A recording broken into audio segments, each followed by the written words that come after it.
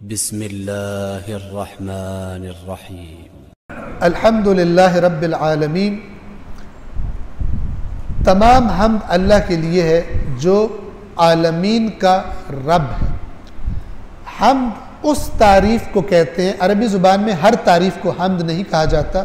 حمد اس تعریف کو کہتے ہیں کہ جو اختیار سے کیے گئے اچھے کام کے مقابلے میں کی جاتی ہے،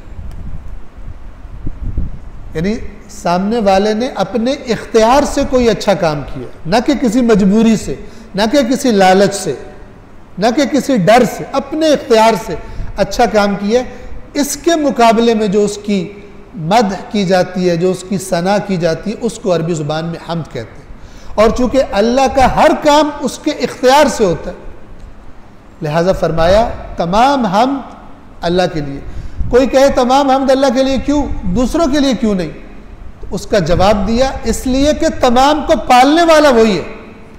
اس ساری کائنات کی ایک ایک مخلوق کو بنانے والا اور بنا کے بعد پالنے والا کون ہے؟ اللہ وحدہ لا شریک لہ۔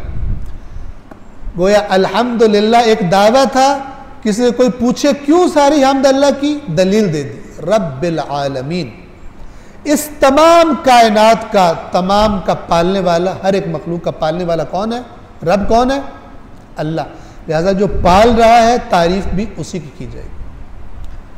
اچھا، جو چیزیں واسطہ ہیں، مثلا ماں باپ بچے کو پال رہے ہیں، خود محتاج ہیں، کہیں سے لیتے ہیں، اور اگر وہ رب حقیقی ان کو محتاج کر دے، ان کی طاقت چھین لے، آنکھ چھین لے، ہاتھ چھین لے، پیر چھین لے، چھین سکتا، کچھ بھی نہیں کر سکتا۔ کتنے ماں باپ ایسے ہیں کہ جو بچے کو 2 وقت کی روٹی بھی نہیں کھلا سکتے۔ اسی طرح جو بھی واسطہ ہے خداوند عالم کی رحمت اور اس کے مثلا رزق کے ہم تک پہنچنے کا، کسی دفتر میں ہم نوکری کر رہے ہیں، کھیتی باڑی کر رہے ہیں، غلہ اگا رہے ہیں، اگر ہم غور کریں ہر چیز کے پیچھے اصل طاقت اللہ ہے۔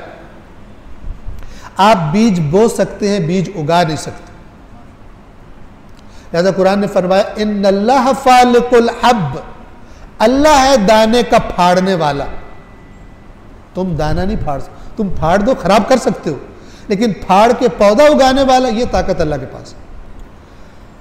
تو اس طرح کی بے شمار مثالیں آپ لے لیں۔ سلسلہ کہاں پر ختم ہوتا ہے؟ اللہ تبارک و تعالیٰ کی ذات پر۔ کائنات کی عظیم سے عظیم مخلوقات کا بھی پالنے والا کون ہے؟ اللہ ہے، اور بس۔ رسول اللہ کا پالنے والا کون ہے؟ اللہ تبارک و تعالیٰ۔